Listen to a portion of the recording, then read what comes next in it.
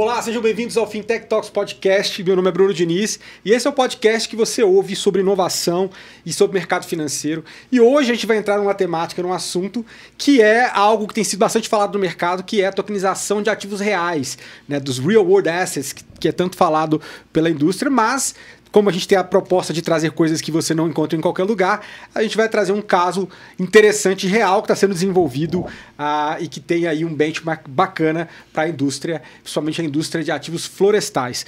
Bom, do meu lado aqui, eu estou com o Fernando Velica. O Velica ele teve aqui nos nossos episódios, daquela vez falando sobre tokenização de comunidades e tudo mais. A gente falou com o pessoal da Campari, né, com o Vinícius Low. Foi um papo legal, também com o Paulo Martinez, lá do TPZ. Exatamente. E a Go Blockchain está envolvida também nesse projeto, então trazendo um pouco aqui da carga técnica, mas não só técnica, acho que tem muita coisa também de contexto de indústria, sobre como, tanto que tem se falado dessa questão de tokenização de ativos reais, acho que você vai poder fazer, puxar o pé para a realidade em relação a como isso está sendo desenvolvido, principalmente nos projetos que vocês estão envolvidos.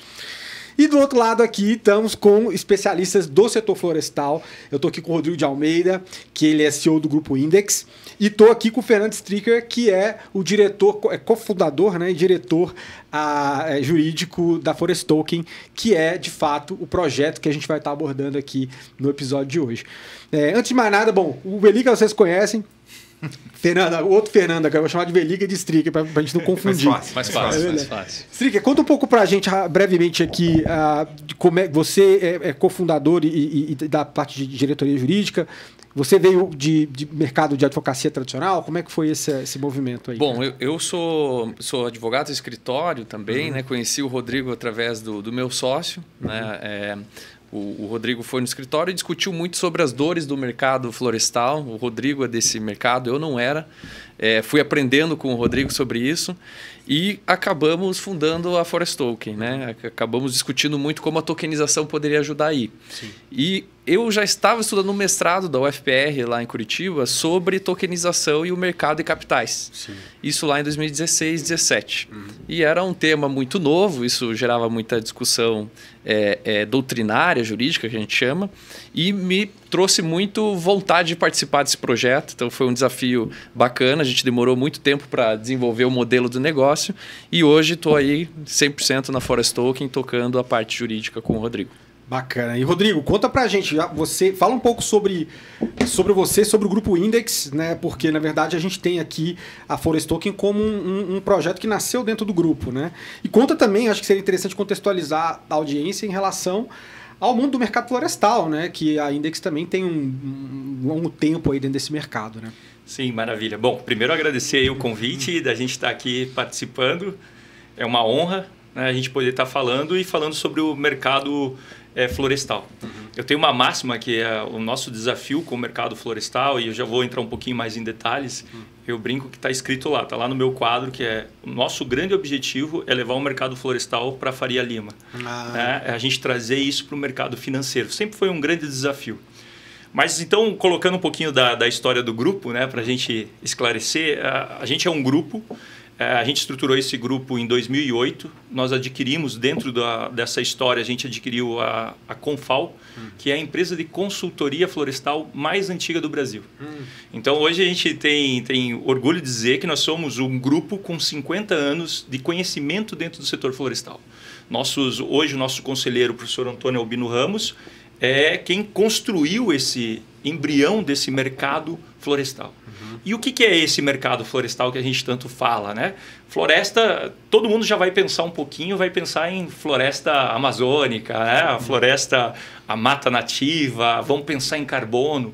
Sim, isso faz parte do nosso mercado também, nós atuamos nessa área, mas a gente atua também muito forte num mercado, num nicho específico, que é o mercado de florestas comerciais. Florestas plantadas, pinos e eucalipto. Sim. Tá? E dentro desse mercado que a gente então atua há mais de 50 anos, um mercado que veio se desenvolvendo e gradativamente foi ocupando um espaço muito grande dentro do agro. Né? Então, dentro desse mercado.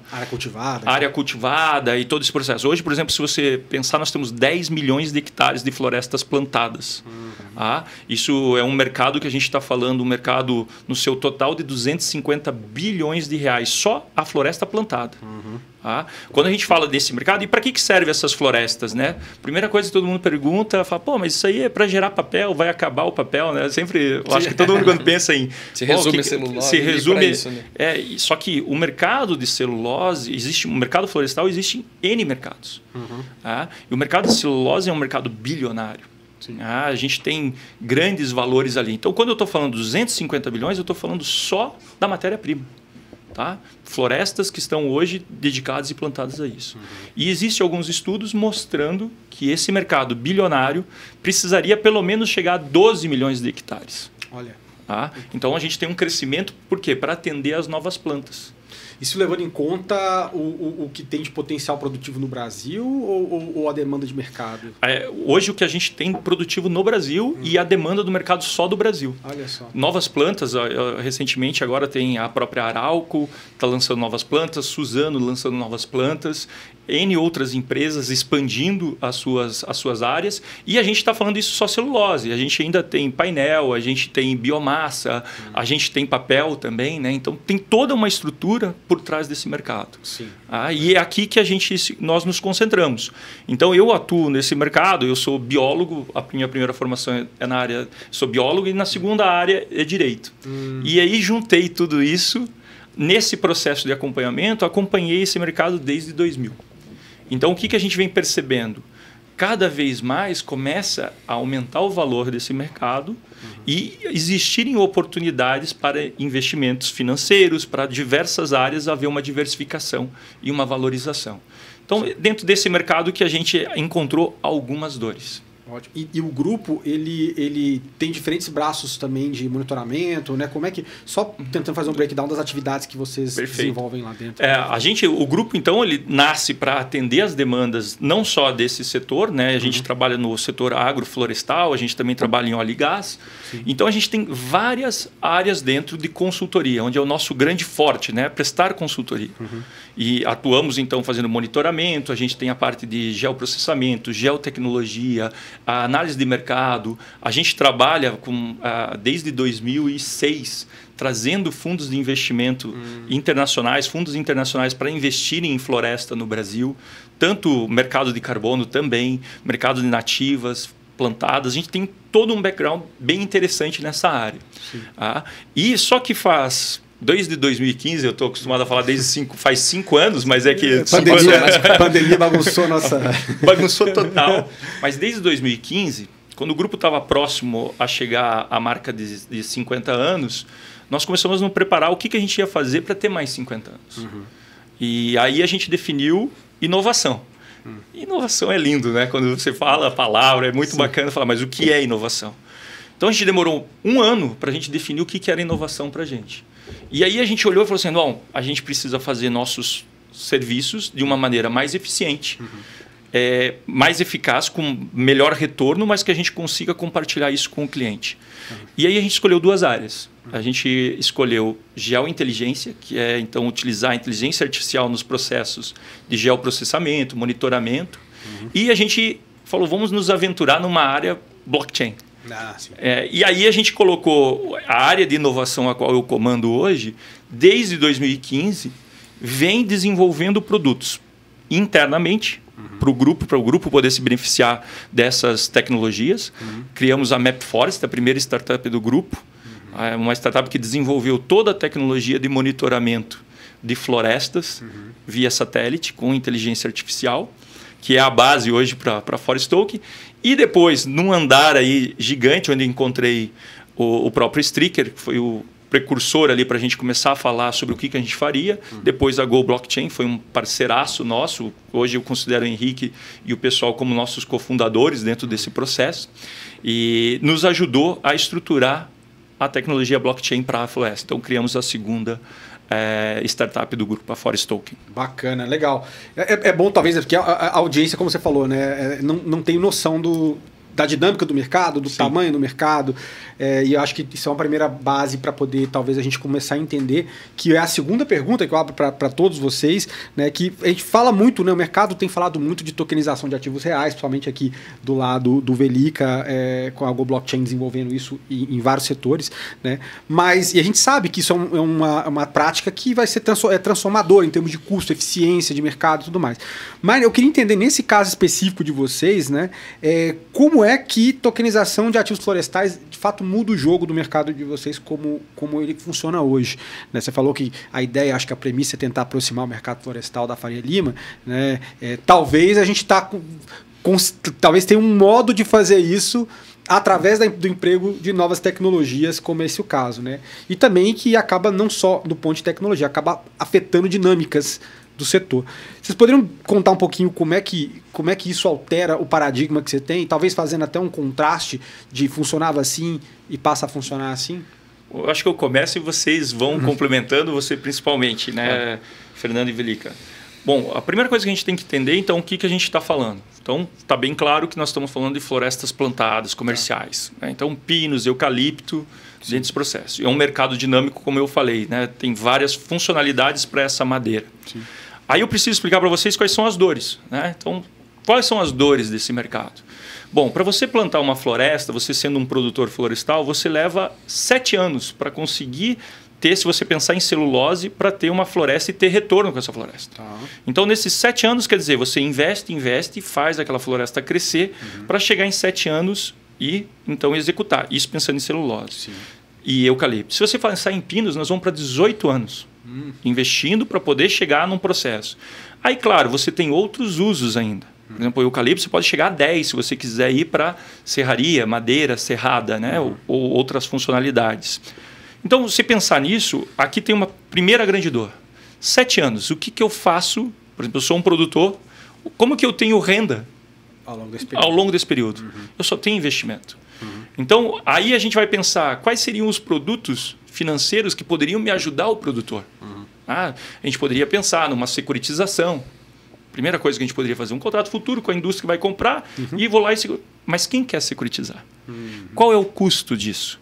Então, inviabiliza-se totalmente. Já no custo mesmo. Já no custo, já inviabiliza. Tá? Porque principalmente quando você jogar pequenos e médios produtores. Tá bom. Tá? Só para vocês terem uma ideia, nós temos 315 mil pequenos produtores florestais. Tá? Então, isso já inviabiliza.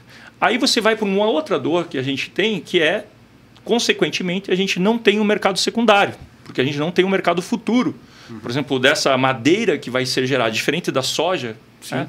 Por quê? Justamente também pelo longo prazo. Como é que você vai ter um mercado futuro de 7 anos, 18 anos? Como que você estrutura isso? Então, essa é a segunda grande dor. Aí, depois, dentro disso aqui, a gente vai para mais uma dor. O pequeno e o médio, então, não querem participar disso, porque, imagine, você tem uma propriedade que você não consegue ter renda durante 7 anos. Tá? Então, ele acaba fugindo e indo muitas vezes para a pecuária, para a agricultura. Então, hoje há uma grande... Um desestímulo, na verdade. Um desestímulo para fazer. Enfim. E lembra que eu falei que o mercado precisa de 12 milhões de hectares, nós temos 10. Leva ao nosso quarto grande problema, que não é um grande problema para alguma parte da indústria, que é a verticalização. Então, hoje, indústrias precisam ter florestas. Isso, no mundo inteiro, no mercado americano, desverticalizou na década de 90. Mas qual foram os mecanismos aqui para que isso acontecesse? Então, lá, eles fizeram o quê? Os fundos, o que aconteceu? Pequenos e médios produtores se organizaram, fundos estruturaram para comprar, fazer a gestão ou comprar essas áreas. E, consequentemente, a indústria ficou leve. Aqui no Brasil ainda é um bom negócio porque a terra ainda vale muito a pena você adquirir. Vale a pena você ter, porque você consegue ter um bom retorno ainda. Tem um espaço muito grande. Mas isso a gente está falando para celulose. Sim. Partes do mercado não consegue, porque aí você está imobilizando, deixando de investir na indústria para investir na tua matéria-prima. Tá? Então, acaba gerando um problema, um quarto grande problema. Então, as grandes dores que nós olhamos e enxergamos é isso. Então, eu não tenho... O sistema financeiro não consegue me ajudar, de uma forma geral. Eu não tenho um mercado secundário, mercado futuro, né? Estabelecido. Os pequenos e médios começam a fugir e eu verticalizo. E eu ainda tenho que resolver o problema de ter suprimento para a minha indústria. Então, a base, né, dentro disso daqui é isso. E aí surgiu o desafio. O que a gente faz, então, para aumentar a liquidez, criar uma estrutura minimamente viável para que pequenos e médios participem desse mercado, consigam ter renda contínua, gerar liquidez, monetizar isso, e como que também a gente cria uma solução para as grandes empresas que estão verticalizadas também consigam, de certa maneira, monetizar e trazer liquidez para esse ativo, com uma opção não tão complexa como uma emissão de debenture ou um sale-leaseback. Aí eu queria pular, Rodrigo, que, como eu acabei entrando nesse mercado graças ao Rodrigo, de fora, olhando os números e entendendo o tamanho do mercado, era incrível ver o tempo que demora para fazer uma transação florestal. Sim. Esse é outro ponto. A gente está falando de meses, às vezes anos, para você fazer uma aquisição. Então, o M&A florestal ele é bem burocrático e super caro. Isso já afasta pequenos e médios também. Sim. Então, tem que ter uma especialização jurídica muito grande para atuar nesse nicho. Não é todo escritório que tem. E então você acaba levando isso só para grandes indústrias mesmo, afastando os menores. Porque tem massa crítica para botar isso para rodar, né? Exato. Então você já afasta por uma questão burocrática. Então, transações burocráticas e caríssimas. E por que é caro, né? O risco é muito grande. Então, quando a gente vai analisar a forma tradicional de fazer essa transação, quem está adquirindo aquilo assume o manejo florestal. Sim. Só que assumir o manejo, às vezes tem um problema lá de uma araucária, por exemplo, no Paraná, e aquilo acaba indo, pode respingar juridicamente para quem assumiu aquele manejo. Então é muito problemático o risco jurídico envolvido, você tem que fazer várias ressalvas. Aí o cara geralmente não quer nem botar a mão, né? Assim, como você fala assim, novos entrantes de um tamanho que não seja o cara que já está dentro da cadeia, fica difícil. Aqui é bem importante, uma coisa que é bem lembrado pelo Stricker é... Beleza, e como que foi se organizando? Então, beleza, a relação que a gente estava falando ali era a indústria e o produtor, né? Então, a indústria, quando não acha o produtor, beleza, alguma parte da indústria consegue ela passar a produzir. Mas mesmo assim, você gera um ativo imobilizado gigantesco. Total. Né? Essas grandes empresas, se a gente for olhar, elas têm 10 bilhões em ativos imobilizados. Sim. Empresas do ramo de celulose chegam a ter 10 bilhões em ativos imobilizados. Sim. Com uma baixa liquidez ali. E aí, por exemplo, a solução seria você trazer um fundo de investimento. Então, por exemplo, um fundo que investe em ativo real, só que para esse fundo investir em floresta, e aí veja, essa é a parte também outro grande ponto.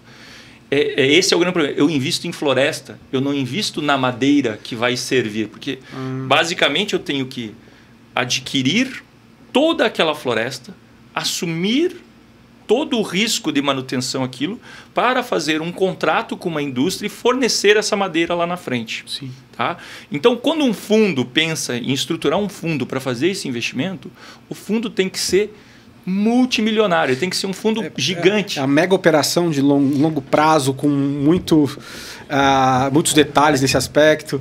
E um ponto interessante que você falou, que eu acho que até tentar endereçar isso com o Velica aqui, você tem essas empresas com esse banco de terreno, de ativos aqui de banco florestal, e eles têm a chance também, tokenizando, de destravar a liquidez disso aqui que está dentro de casa também, né?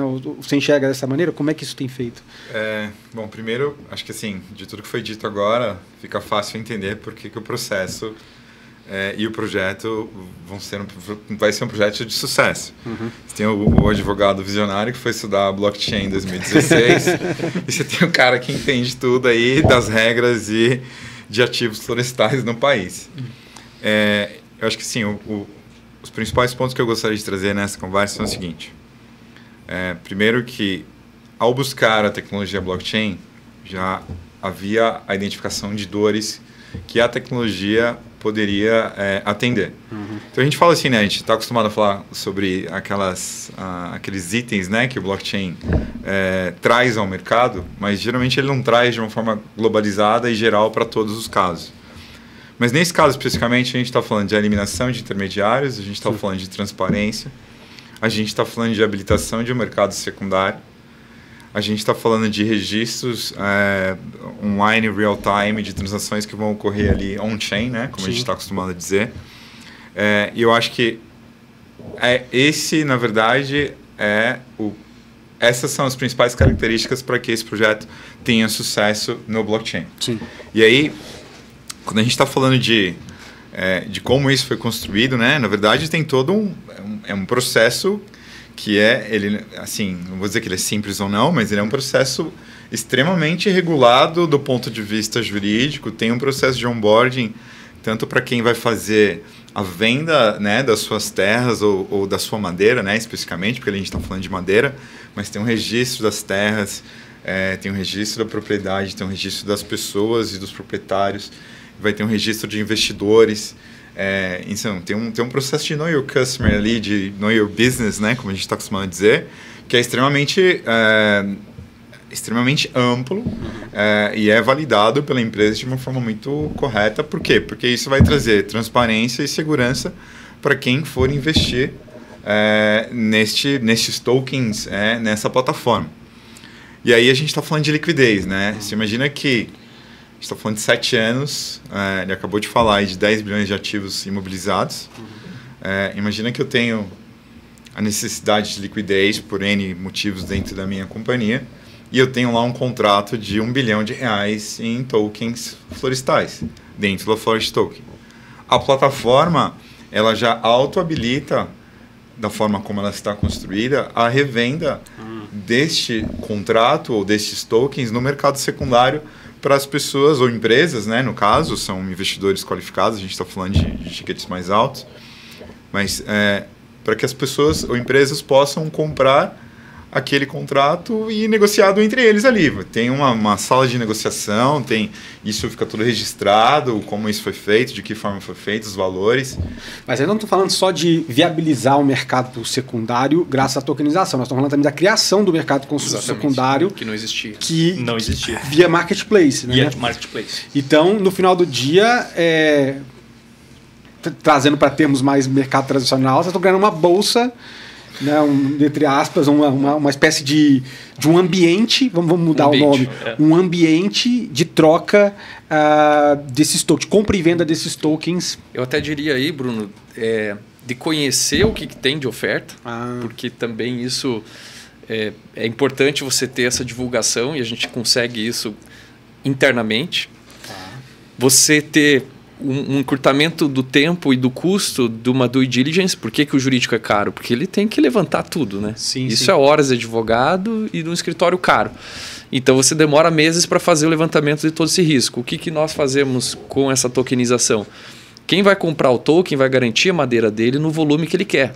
Mas ele não assume a floresta, ele não assume o manejo. Então eu já não tenho que analisar vários riscos daquela operação. Eu minimizo, né? Cara, mas o que me choca, de certa forma, é que não existia balcão organizado assim antes.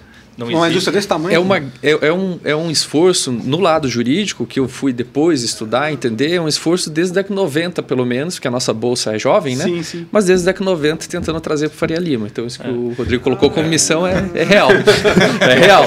Eu acho que algo que é muito importante a gente está seguindo um caminho exatamente para poder chegar lá nesse futuro de ter sim uma bolsa, ter algo que a gente possa de repente chegar lá num futuro e levar esse investimento para o varejo. Aí a gente tomou todos os cuidados e aí a gente sempre brinca, né? Essa é a vantagem de ser CEO de startup com mais de 40. A gente não sai quebrando tudo. Vamos junto. A gente tomou, a gente é precavido. Então, a gente depois, o Fernando até pode falar um pouquinho mais, a gente fez uma consulta na CVM para embasar como que a gente teria esse caminho. Porque a principal ponto que a gente olhou, a gente falou, cara, já existe um mercado aqui. Então, o que a gente está fazendo nessa primeira fase agora com a plataforma? Pegando aquele teu gancho, você explicar o que faz diferença. Não, já existe. Por exemplo, assim, um produtor pode chegar na indústria e falar assim, vamos fazer um contrato futuro, você vai me pagando ano a ano. Isso bater em porta, né? Bater isso em porta. Pontual, não é no ambiente. E aí veja uma coisa, eu bato lá, eu estou em volta da sua indústria, você é o consumidor, só você que tem essa possibilidade, então você faz a negociação do seu jeito. Tá? E a gente já teve, por exemplo, projetos, Fomento Florestal. Era exatamente isso. A ideia era a indústria lá e fomentava o produtor.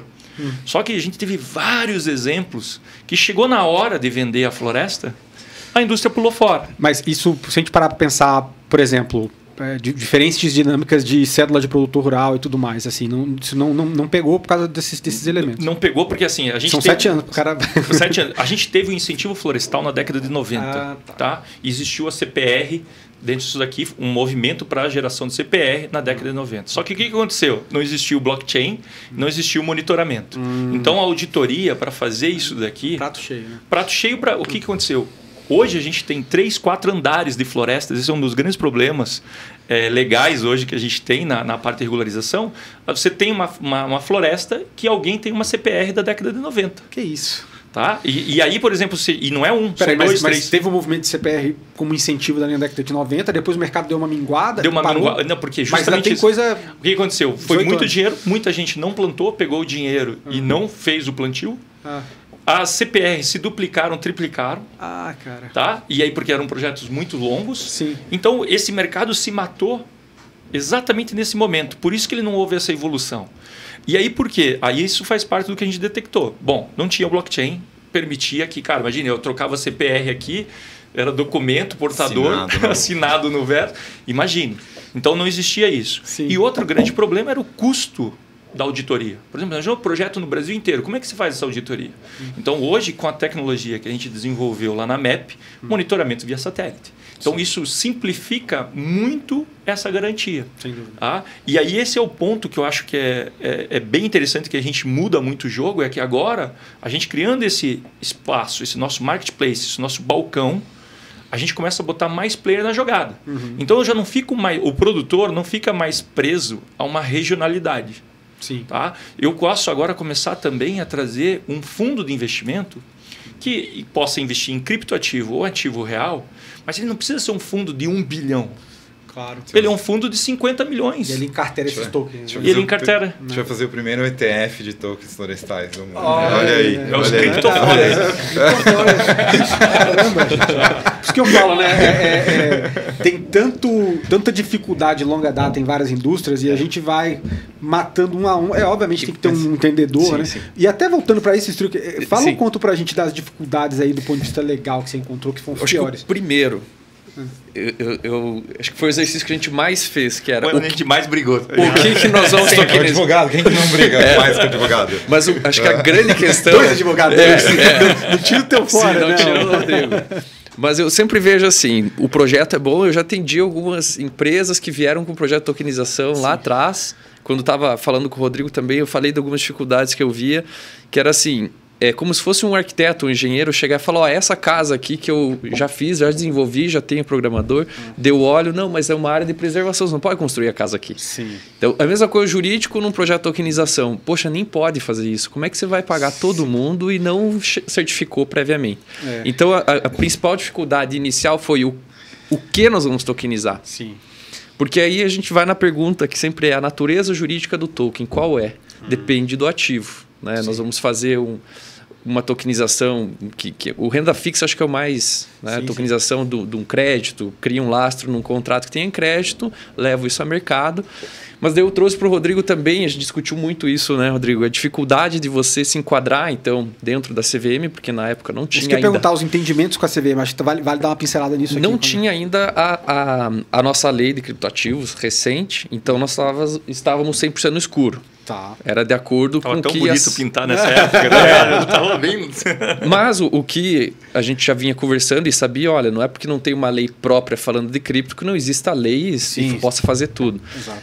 A principal era a Lei 6385, que é do mercado de capitais, valor imobiliário. Sim. Então, assim, tudo que a gente for fazer e enquadrar com o valor imobiliário, a gente tem que bater na CVM, tem que ter dispensa e tudo mais.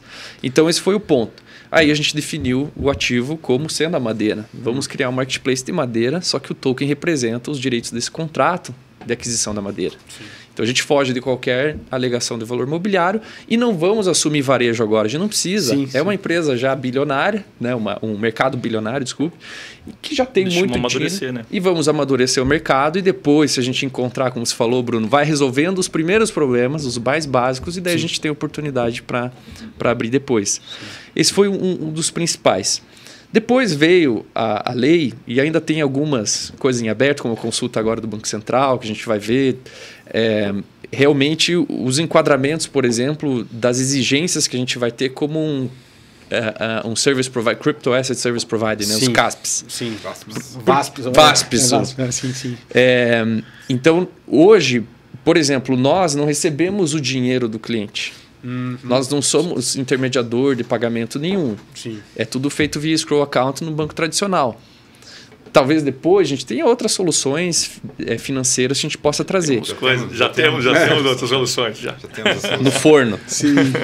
Então aqui, o que nós fugimos? De custodiar dinheiro de terceiros. Sim. Isso gera mais confiança também na nossa plataforma, porque todo o pagamento é feito fora dela, a gente faz todo o blockchain, toda a transação, e é como se você tivesse uma matrícula de imóvel, só que uma matrícula da floresta. Sim. Agora, o próximo jurídico que for analisar um M&A florestal, tem tudo no blockchain organizadinho. Então, o tempo de custo que você tem de transação reduz bastante.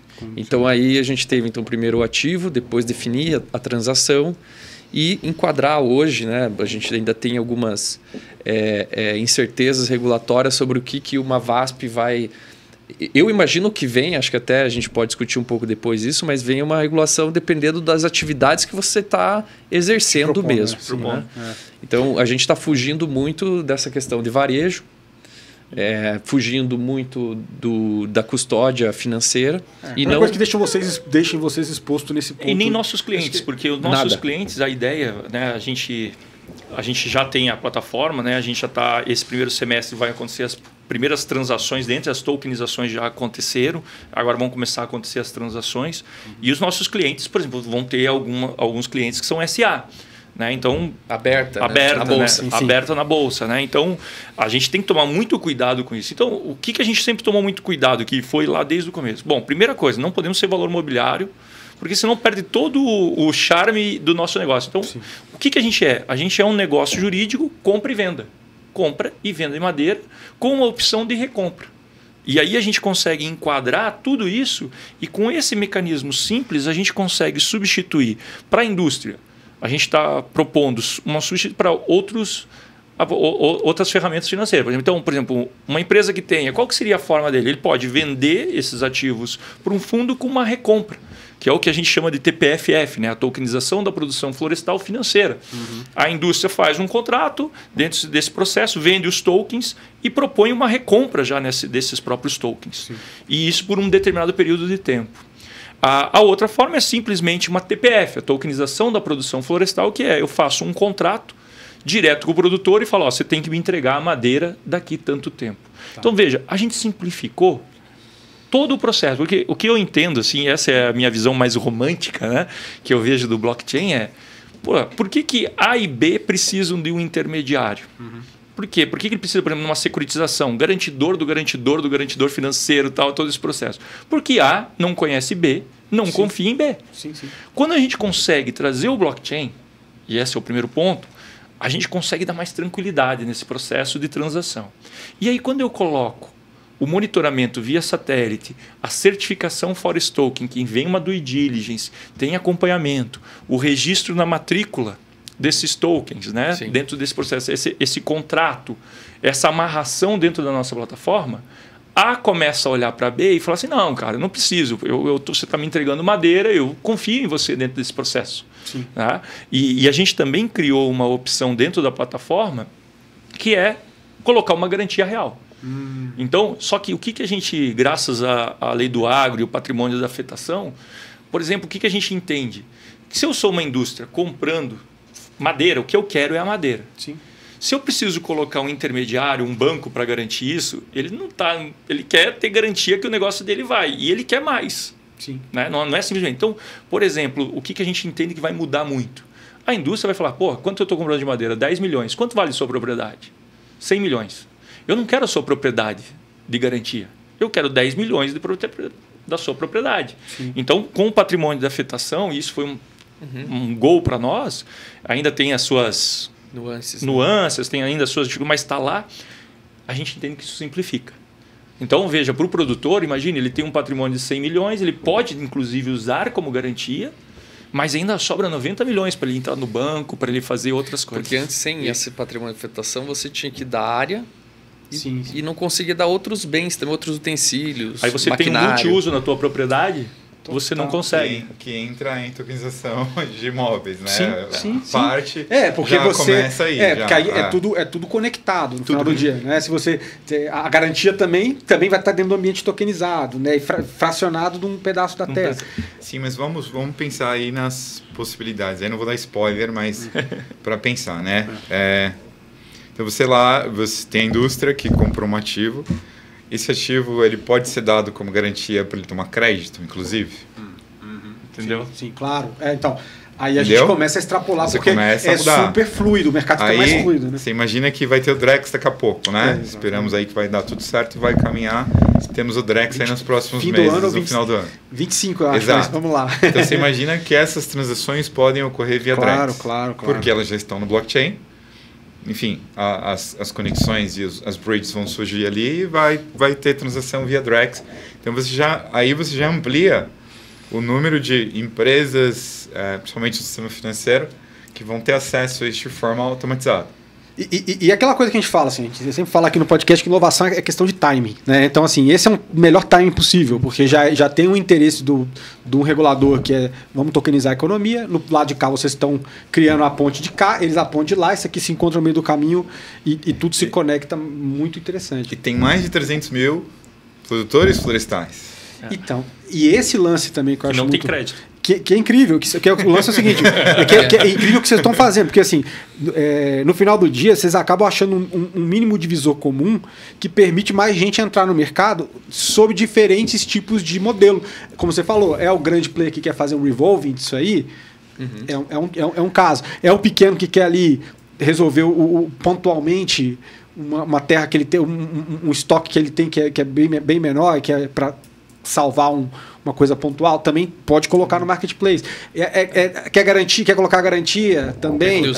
Aí, Bruno, acho que você tocou num ponto. Quantas famílias, né, que tem produção lá florestal, que virou um tempo lá, o pessoal, tenho pinos, vou me aposentar com isso. Aí o pai que cuidava daquilo, depois fica numa herança, a gente vê vários casos, aí o cara vem depressão. Asfixiado, o que eu faço? Sem também condição de... Fica com aquela coisa presa, esperando destravar o tempo no relógio. O que é um ponto, assim, eu acho que uma das coisas assim que a gente está começando a mostrar principalmente para os fundos, né? Então, veja, hoje, por exemplo, se a gente pegar, a gente tem no Brasil, acho que 4 fundos que estão atuando diretamente com floresta. Quando a gente vai ver, os fundos que investem nisso são fundos de pensão americanos, são bem comuns, porque eles buscam um retorno de 8% em dólar, mais ou menos, né? Sim. Então você tem que aplicar lá para fazer isso. Como você tem que assumir a responsabilidade da floresta, como que você adquire uma floresta? Isso é uma coisa importante também. Hoje, quando você pensa, um fundo vai investir nisso, ele adquire a floresta. Então, ele tem que adquirir todo o risco de manutenção. Então, ele tem que entender muito daquele negócio. Aí, ele precisa fazer o quê? Contratar uma gestora, uma TIMO, uma Timber Management, para fazer a gestão daquilo. Então, e aí, o que ele tem que aplicar? Como que funciona o negócio? Fluxo de caixa descontado. Sim. Tem que meter lá 15%, 20%. Como o modelo de vocês exclui-se essa figura dessa timber, dessa... A gente entende que, no primeiro momento, a gente está excluindo. Só que a gente entende que, por exemplo, um outro dado importante, né? Desses 10 milhões de hectares, 90% dessas florestas estão concentradas em grandes produtores ou na indústria. Já verticalizou. Verticalizou. Então, por exemplo, a tendência vai ser essa desverticalização. Então, as TIMOs, as gestoras, vão continuar existindo lá na frente. Mas, nesse primeiro momento, o que eu estou conseguindo fazer? Eu faço que um fundo não precisa ser um fundo de 1 bilhão. Sim. Um fundo de 50 milhões não precisa conhecer a fundo aquele mercado do ponto de vista operacional, porque ele não precisa de uma TIMO. Porque o que ele vai estar comprando? Eu vou comprar a madeira que a própria indústria da celulose vai utilizar, que está sobre a gestão dela, ou sobre um produtor que vive daquilo. Então, eu consigo comprar uma madeira e garantir que vou ter a madeira para chegar lá na frente e vender esse processo com muito menos esforço e muito menos conhecimento operacional e técnico. Sim. E com muito menos dinheiro. É incrível. É o lance de democratizar mesmo, inclusive, para quem vive disso. E muitas vezes alguns desestimulados e desincentivados a continuar nessa pegada, nesse tipo de cultivo, porque muitas vezes tem que ter paciência. E assim, aqui tem um outro ponto também que é muito interessante. A gente faz vários estudos, né, para grandes empresas, médias e produtores, de forma geral, geralmente vem, e aí? Vou plantar floresta, ou eu vou para pecuária, ou eu vou para agricultura. Então, esse é um ponto muito interessante. A agricultura, é claro, onde, isso é uma máxima, tá? Onde você tem terra que com um viés para a agricultura dá muito mais, ela tem um rendimento maior, porém, algo muito importante. Se você coloca um ciclo de 7 anos, você tem riscos maiores. Ah, sim. Seca, né? A chuva. A alta aguenta muito mais. Né? A floresta, ela está lá. Por exemplo, se ela não crescer esse ano, ela cresce o ano que vem. Tá? Dificilmente a mortalidade é mais baixa, o risco de incêndio é baixo, perto do volume. Né? Então, quando você coloca os riscos, a agricultura dá muito mais, se a terra for muito boa. Quando você vai para uma terra média, que é a expansão que a gente está tendo, principalmente em Cerrado, para áreas mais arenosas, começa a conta... E que o plantio também de outras culturas é mais dificultado por questões climáticas também. Né? Questões climáticas e questões também do relevo. Sim. Tá? Então você já começa a fazer. Quando você coloca pecuária, cara, a gente já tem resultados em algumas regiões que é 200% mais floresta. É mesmo? E aí, só que o que você tem o problema? Por que o cara que tem 500 hectares, que é um médio produtor, chega e fala, não vou para a floresta, vou ficar na pecuária? Porque, como é que eu vou imobilizar isso? A pecuária está ali, mas todo ano eu tenho. Sim. Tá? Sim. Então, a gente já mostrou que dá mais. Então, aqui a gente está falando o seguinte... Se a gente criando isso, eu consigo trazer mais produtores. Em vez de fugir os produtores, sim, eu trazendo liquidez e monetização, né, dessas florestas mais rápida, a gente consegue trazer caras que não estavam nessa brincadeira, entendeu? E aí eu trago um próximo ponto que também é super relevante, conectado com esse assunto, que é a distribuição.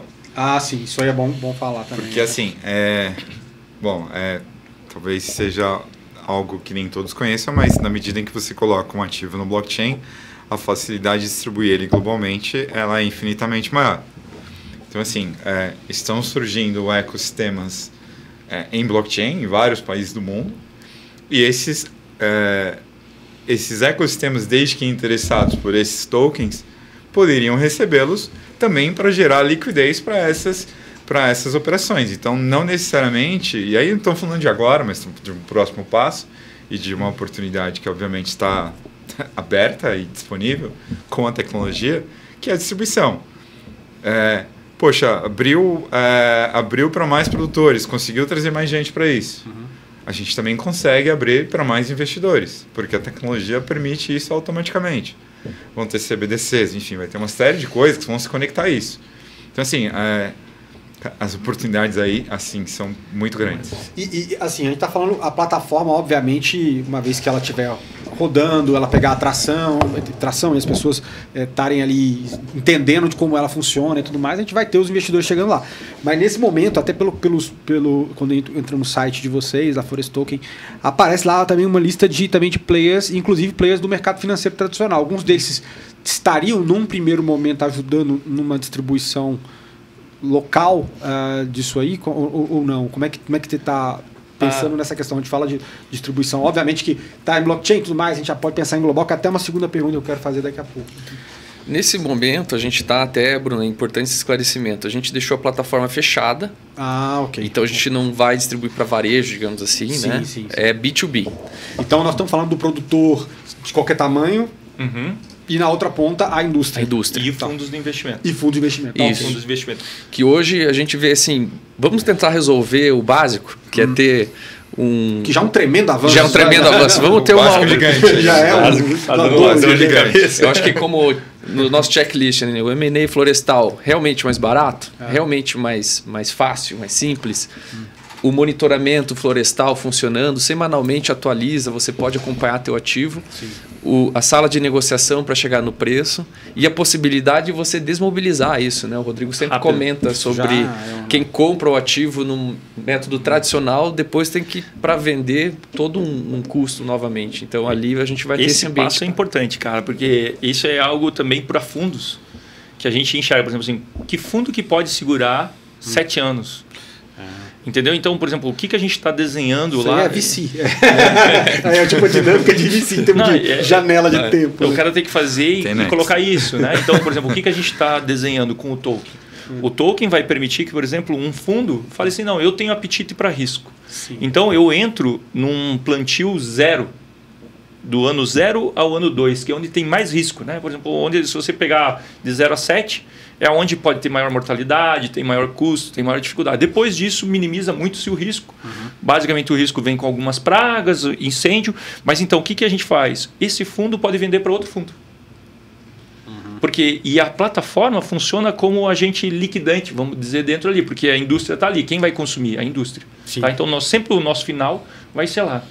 E aqui eu queria colocar um ponto interessante, assim, para dar um exemplo do que a gente está fazendo. A gente tá dentro do Shell Startup Engine. Legal. A gente foi selecionado esse 23, 24. Sim. E a gente está fazendo uma POC lá para um desafio que é para um mercado bem interessante, assim, para essa era de ESG que a gente vive, que é a geração de energia, né, calor e energia via biomassa. Esse é um grande desafio hoje, porque esse mercado é um mercado que ele sofre muito por causa da celulose. A celulose tem muito dinheiro no produto final, então ela consegue comprar, dominar a região. Eleva o preço, né? Então, para você ter uma ideia, por exemplo, as empresas nos consultam para a gente fazer estudos de mercado, o Grupo Index, para ver onde que seria o melhor lugar para ela colocar uma planta, onde que eu adquiro madeira, por exemplo. Isso é uma dificuldade hoje. Então, a gente está fazendo um projeto para a plataforma que seria... A gente, na POC, a gente estruturar o incentivo de pequenos e médios produtores. E aí nós estamos falando do cara que vai plantar 4, 5 hectares, módulos pequenos mesmo. E aí esse cara vai plantar madeira, vai conseguir ter renda durante todo esse período, vai alimentar essa planta que vai precisar da biomassa para gerar calor ou energia, seja qual for a sua finalidade. E veja que interessante aqui, com o registro blockchain, a gente consegue fazer toda essa parte de registro da cadeia da custódia ali. Então, você consegue fazer toda a cadeia custódia dela dentro do blockchain. Sim. Então, isso vai ser algo muito interessante para o mercado de carbono, porque você veja, lá na ponta, quando chegar esse cara e falar assim, eu troquei, eu não estou usando mais gás, agora eu estou usando madeira. E, então, vai fazer lá a geração para o crédito de carbono. Sim. E aí, o que é muito interessante que a gente enxerga que vai acontecer? De onde que veio essa madeira? Veio de uma área de desmate? Primeira pergunta. Veio de uma área que era nativa? Veio de uma área que não pode? Veio de uma APP? Não. A gente consegue comprovar isso. Segundo, que agora começa a dar valor. Porra, isso aqui veio de um quilombola. Isso daqui veio... Daí a gente vai para o S. Agregando todos esses elementos. E aí o crédito de carbono ganha mais valor. Tem um preço diferente. Olha só que legal. A gente pode agregar isso porque... Beneficiando ele. Beneficiando o crédito de carbono. E isso vai ser um grande diferencial. Porque hoje, por exemplo, se você for ver, o crédito de carbono vive um puta momento de crise de credibilidade. Né? Da onde que é isso? Então, quando você consegue, nós conseguimos colocar isso tudo dentro da cadeia de custódia, registrar toda a cadeia de custódia e garantir a origem. Olha só. E isso vale para tudo. Por exemplo, para madeira. Aí, por exemplo, se você pensar, outra coisa que nós também estamos trazendo para o mercado, aço verde. O aço, para ser produzido, ele precisa da parte de carbonificação, ele precisa... ou você vai usar a madeira ou você vai usar o carvão. Você pode usar o carvão mineral ou o carvão vegetal. Sim. Que vem de florestas plantadas. E aí, por exemplo... Uma das coisas que a gente consegue provar hoje é que a madeira nessa cadeia, quando chegar lá na Volvo, na grande empresa que vai produzir o caminhão, vai usar isso, aquele aço, a gente consegue buscar aonde veio aquele carvão que usou para fazer aquele aço verde. Garantindo que é, sim, primeiro, carvão vegetal.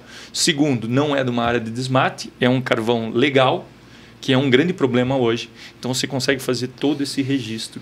E isso resolve uma dor de aliar o discurso à prática do que a gente tem muito tem sido falar de ESG e de falar, cara, tá, mas vamos comprovar isso na base, seja base. De um celular que você compra que pode ter trabalho infantil, de seus componentes, até o processo de produção do aço. Do aço, rastreabilidade, por exemplo, é um dos mercados mais fortes para nós, o mercado de Minas, basicamente, é um dos maiores mercados florestais, basicamente as florestas lá estão focadas em atender a demanda da produção né, de aço no Brasil, e dentro disso a gente consegue resolver 2 problemas. Né? Então, primeiro, liquidez e tudo mais, e ainda trazer a questão de rastreabilidade, que é hoje uma das maiores dores que a gente tem para produtos. E agora só uma dúvida antes de passar uma aqui até inclusive para o Velica.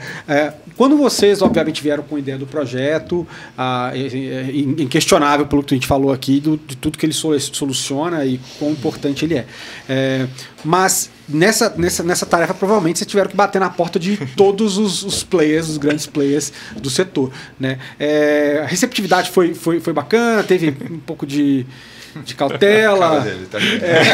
Cada um quis fazer eu vou fazer o meu, porque você sabe, quando a oportunidade é grande demais e dependendo do poder de fogo que tem um determinado player da indústria, falar assim, beleza, então vou fazer o meu. Aquela coisa. Indústria, né? Não sei, assim, só pra gente também ter uma mercado ideia. Financeiro não tá como se não tiver. Exato. Mas assim, só para poder tentar entender também o caminhar, a maturação disso aí, assim. Se puder falar. Assim. Não posso sim. É que tem várias histórias até engraçadas, né, cara? Então, assim, facilitou um pouco porque, como o grupo tem todo um histórico, então a gente tem acesso. Já é um player do setor há muito tempo. Um player do setor, né? Nós estamos ali, a gente presta serviço. Olha, dentro do setor, eu acho que são 700 empresas que a gente presta serviço, fundos e tudo mais. Então, a gente tem acesso a todos os níveis. E aí a gente passou todos os tipos de dificuldades. Porque, primeira coisa, na porta de quem que a gente bate para vender vender a ideia de um projeto desse? Então, a primeira nossa estratégia foi assim, vamos falar com todo mundo. A gente conseguiu um negócio que foi muito legal para nós. Né? A gente assinou NDA com todo mundo e nosso NDA é um NDA de 2 anos, né? Sim. Então, de exclusividade, inclusive. Eu vou te contar uma coisa e eu nem sei como é que a gente conseguiu empurrar isso, né? A gente falou, eu vou te contar um negócio e você quer ouvir? Aí os caras, quero. Então, assine esse NDA e você não pode replicar isso e tal. Então, a gente hoje, por exemplo, a gente tem muito orgulho de dizer, no setor a gente tem com todas as grandes empresas um NDA assinado ali. Aí, quando a gente foi falar, cara, a gente passou por várias coisas. Primeiro, onde eu falo? Eu falo com o CFO, eu falo com o head de floresta, com quem que eu falo? Né? Com o gerente. Aí a gente foi tentando. Cara, a gente tomou várias questões, assim, para o cara se assustar. Quando a gente foi falar com o CFO, acredite ou não, aí teve um CFO que me perguntou, grande, que o cara me perguntou, token? Do quê? Do banco? Entendi. Que ele estava achando que era o token que você usa para autorizar transações de banco. Então, você imagina onde que a gente teve que começar essa você vai ter um trabalho educacional brabo. E a pergunta que eu faço essa pergunta justamente por uma coisa. Assim, eu acho que aqui o Velica talvez até concorde aqui. A gente está falando muito da questão de tokenização de ativos reais e tudo mais. Só que, cara, por isso que eu falo até para vocês aqui que estão nos ouvindo, vocês de diferentes indústrias, tem oportunidade pra caramba. Mas você tem que botar esse negócio do trilho da inovação para você puxar esse carro. Porque não vai ser... Não que não vai ser, mas é muito mais difícil um startupeiro, seus 20 e poucos, sem nenhum conhecimento ou ligação com a indústria, conseguir entrar aqui dentro. Porque é isso que eu estou falando. Vocês são players que estão há muito tempo no mercado. Vocês conseguiram bater na porta de todos os caras para os caras te receberem e tudo mais. Porque tem muita coisa para destravar nesse mercado. Mas não é... Cada porta tem uma chave diferente para você conseguir abrir, porque é muito, muito complexo. Chave eu acho que é uma palavra boa. Eu nunca tinha ouvido, mas é uma palavra boa. Mas pensa assim, quem são os donos desses ativos? Porque quando você coloca isso no blockchain, você está falando... Tem uma série de coisas, mas quando você está falando de ativos especificamente, é uma mudança de propriedade desses ativos. Sim. Dependente para quem seja, ou como seja, e qual ativo seja. Você está mudando a propriedade desse ativo. Eu chegar lá e falar assim, eu quero mudar a propriedade de todos os seus ativos florestais e vou te trazer uma plataforma aqui, muito possivelmente eles iam rir de mim e iam falar assim, vocês estão loucos, vai embora, volta na próxima década e vai embora. Mas quando quando a indústria, né, seja ela Sim. qual for, Sim. quando ela enxerga a solução e vai atrás da tecnologia, porque isso foi feito no blockchain, poderia ser feito em outra tecnologia, não sei. Mas o blockchain resolve, de fato, E tem a questão do timing que a gente fala sempre. Mas... Exato. Se fosse 10 anos atrás, talvez não aconteceria no blockchain. Mas é porque é o seguinte, fazer acontecer, você precisa costurar muitas peças nesse sentido. Mas então, vamos falar das chaves. Sim. Eu acho que é a chave... Pô, eu vou usar essa palavra mais. Quem tem a chave do cofre? Né? Dos ativos? Onde é que está centralizado? Se esses players não forem os players que movimentam e buscam a inovação, seja no blockchain, ou seja em qualquer outra coisa, outra tecnologia que eles visem para trazer essa inovação, o mercado não vai andar. Com certeza. Porque assim, não adianta. A gente pode criar... a gente tem um planejamento lá, que agora a gente está no momento de criar casos de uso. Está criando casos de uso. E aí, se você pegar, eu sempre conto essa história, que é o mesmo paralelo que eu conto sobre transações de cartão de crédito. Quando elas iniciaram, elas eram feitas em nichos, sobre casos de uso, em bancos específicos. Não existiam adquirentes, não existiam subadquirentes, não existiam as maquininhas, não existia uma série de coisas que hoje existem para facilitar o quê? A distribuição. Sim. Então, assim, a gente está primeiro jogando um jogo que a gente tem que achar quem tem as chaves, os cofres, para que eles nos deem essas chaves e joguem isso dentro de um blockchain. Com isso, a gente vai gerar casos de uso. No momento seguinte, a gente vai conectar isso ao sistema financeiro, porque tem que ser conectado ao sistema financeiro, não tem como eu vou isolar o ativo do mundo e vou transacionar ali no meu blockchain, porque a pessoa comum do mundo também não vai estar conectada totalmente no blockchain, então a gente tem que conectar as pontas, porque isso também aumenta o grau de distribuição do ativo, seja ele qual for. Sim. E aí, na medida em que a gente vai ter a distribuição, a gente vai ter a orquestração. Então, como é que a gente orquestra isso para que a distribuição seja feita de uma forma mais ampla possível? Sim. Então, assim, quando eu falo da Go Blockchain, quando a gente fala internamente de o que a gente planeja, é isso. A gente vai criar casos de uso, a gente vai buscar empresas sérias, empresas com pessoas que tenham o conhecimento que eles possuem, por exemplo, sobre o segmento que eles atuam, para que eles nos deem essa chave do cofre, que a gente possa ajudar a construir algo que seja mais eficiente, que seja mais transparente, que seja fácil de distribuir e que de fato faça sentido para eles. É um movimento inevitável, como a gente já vem falando, mas não vai ter seus percalços em cada uma das indústrias onde ele foi acontecer. E sempre vai ter que ter alguém para puxar esse bonde. Né? Nesse caso da indústria florestal, legal ver o que vocês estão fazendo. E legal ver também que os players do mercado tiveram a confiança para que isso fosse puxado por vocês. E também, assim, do trabalho educacional que invariavelmente precisa ser feito. E também não adianta, cara, é uma reunião de vários atores, né? A gente fica falando, achando que a gente vai ultra desintermediar tudo, assim, certamente muitos processos podem ser desintermediados, inclusive figuras, como a gente falou aqui. Mas você conectar as pontas, e eu entendo, e até o último livro que eu escrevi é sobre como que o mercado tradicional encontra a criptoeconomia, todo esse mercado tokenizado, você precisa fazer com que esses agentes se interajam porque é um conjunto, é uma orquestra, é uma orquestração. É distribuição. É uma distribuição, exato. Então não tem como a gente isolar as peças, né? E eu acho, complementando isso daqui, na tua pergunta, né, o que a gente passou, né, e o que a gente está passando nesse momento, esse processo dessa conexão, de você olhar e mostrar algo novo. Então a gente está assim, a gente está num momento muito legal de oportunidade pra caramba.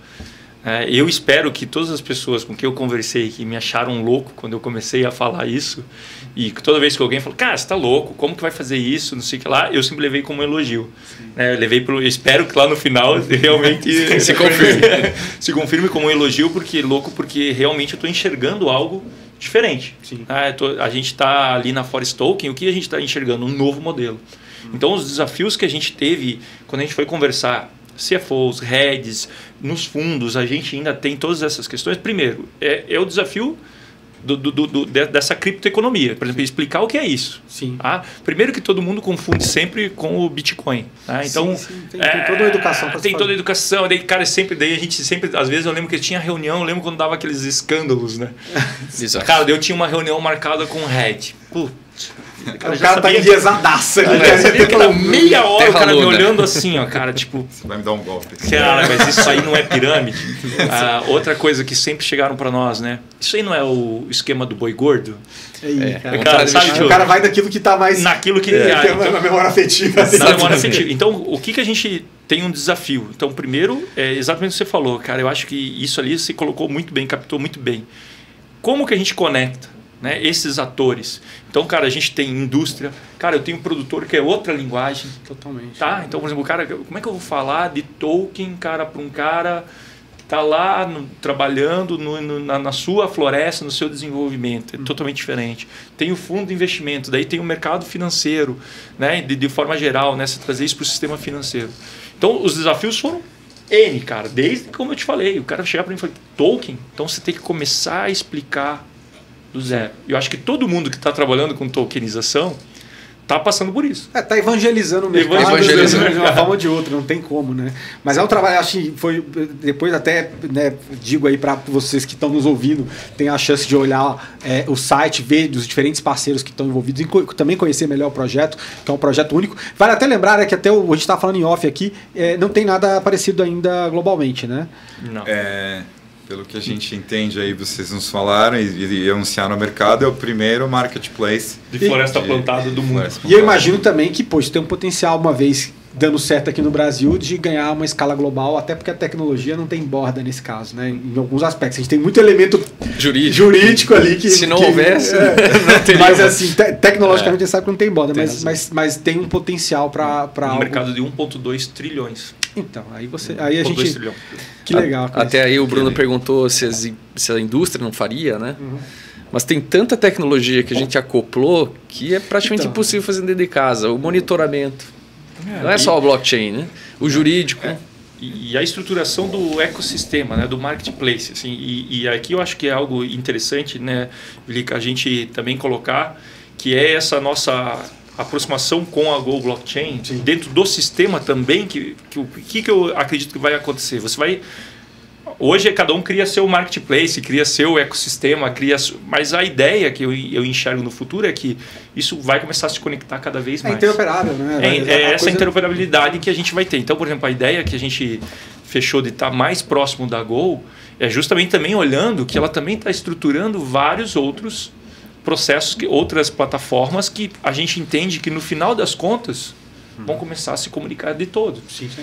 Então, o processo, acho que é esse. Assim, é um plantar, né? Eu espero que daqui a algum tempo os caras olhem para nós e falem assim, olha aí, ó, cara sortudo, né? Acertou na mosca. Vai brigar com o cara do lado, olha aí, você não deu atenção para ele quando ele veio aqui, ó. E olha lá agora. É um plantar literal. Também. Literal. Mas, pessoal, a gente está chegando no final, acho que o papo aqui é excelente, a gente tem muito, como diz, muito caldo para tirar disso. Mas, enfim, eu acho que deu para, inclusive, pelo que eu conheci, ampliar mais meu conhecimento dentro desse segmento. Espero que quem tenha ouvido também. Mas eu queria colher de vocês aqui uma consideração final breve, mais para você, aquela mensagem que você quer deixar na cabeça de quem está nos vendo e nos ouvindo. Pode ser um institucional, pode ser o que quiser. Os seus 30 segundos de fama, vai. Começando pelo Vilica aqui, depois a gente vai... Bom, obrigado de novo. Prazer estar aqui com vocês de novo. Prazer estar com vocês aqui de novo. Acho que a mensagem é assim, cara, tem uma tecnologia disponível que precisa ser utilizada como solução para indústrias como essa e como outras, e não necessariamente a indústria ter que se adaptar à tecnologia. Que foi o caso aqui, é muito real, onde a gente está levando uma solução em que a tecnologia de fato faz sentido. E é nisso que a gente pensa todos os dias lá, como levar soluções para os clientes que façam que eles reduzam custos, façam com que eles aumentem receita, façam com que eles aumentem base de clientes, façam com que eles possam distribuir isso de uma forma mais efetiva, mais eficaz, mais transparente. É isso, assim.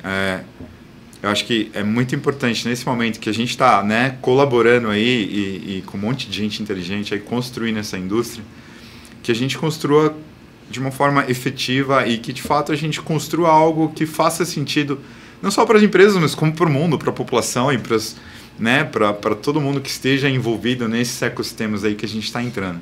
E as chaves dos cofres, é importante se aproximar de empresas que tenham chaves dos cofres aí, que possam abrir essa questão de RWA de uma forma muito mais ampla e efetiva para todos nós. Acho que é essa a mensagem aí.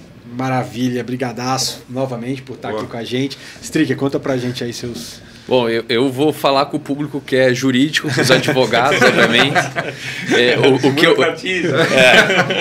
O que eu vejo, assim, eu tento sempre fugir dessa lógica. Eu só fiz mestrado porque eu achei esse tema, senão não teria feito. E a mensagem que eu queria deixar era bem essa, assim, tem espaço para todo mundo que é do jurídico tem espaço, e não precisa necessariamente trabalhar com a tecnologia. Eu acho que esse é um viés que existe muito nos advogados. O Fernando já trabalha com tecnologia, então ele está estudando tokenização, é natural. Mas você vê mercados como o próprio da administração pública, licitações. Você tem problemas de pagamento do município, do estado para a empresa. Você tem ali oportunidades de solucionar.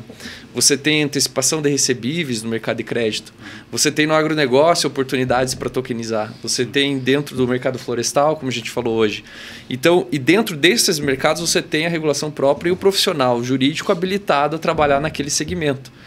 E se essa pessoa não está estudando tokenização, ela deixa de entender o que é o mercado daqui a 10 anos. Sim. Então, o meu chamado é para que vocês, assim como eu, vi na tokenização uma oportunidade de ajudar empresas. E sim, geralmente o jurídico ele não contribui muito, né? Ele opera o que foi criado. E na tokenização eu vejo que a gente consegue trabalhar mais com as mangas arregaçadas mesmo, participar do modelo de negócio, desenvolver juntos.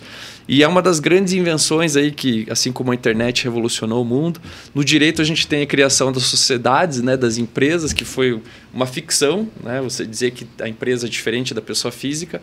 E agora eu vejo que a tokenização é uma dessas grandes revoluções também que a gente tem. Antes a gente tinha títulos de crédito, tinha debêntures, e agora a gente vai ter tokens nativos, tokens que o direito não consegue interpretar de forma adequada e tem que ter jurídico aí ajudando as empresas a sair do chão. E a tokenização dá vazão a todas essas inovações de base de inovação que o jurídico, enfim, às vezes ele trava, mas ele pode sim se ancorar em coisa nova. Você usou uma palavra que é evangelizar. Eu tento fazer isso para as empresas, porque se o jurídico não consegue evangelizar, às vezes a própria, vamos supor, Banco Central, você vê e me olha torto. O advogado tem que auxiliar nesse diálogo. Senão ele tem um papel importantíssimo. Muito importante. Muito bom. E pro Rodrigo, conta pra gente aí, cara, suas considerações. Eu acho que a consideração que eu quero fazer é focado, por óbvio, né, com a Forest Token. Então, eu acho que, pensando pro teu público, primeira coisa, olhar esse mercado florestal. Eu quero que mais empreendedores olhem, principalmente vindo do mercado financeiro, porque o que a gente está construindo, a nossa ideia, é como você falou, a gente vai criar agora uma primeira camada, né, que é criar a plataforma. E eu quero trazer com essa camada, proporcionar que novas camadas sejam colocadas. Então, pensando do ponto de vista financeiro, fintechs de forma geral, cara, a gente tem um mercado de 250 bilhões ali. Sim. Tá? Isso nós estamos falando do Brasil. 315 mil produtores florestais sem crédito, tá? Com dificuldade de crédito. Sem ferramentas ali para poder atingir e trazer liquidez. Então, o que a gente está propondo?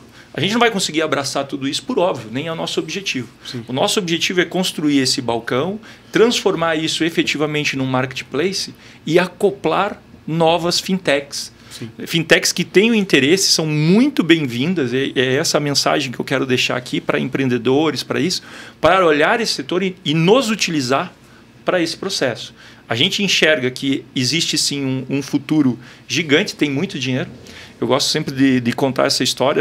Eu apresentei a Forest Token para um head de um family office de Dubai, e ele olhou para mim e falou assim: cara, você não entendeu o que você descobriu, né? E eu terminei meu pitch, né?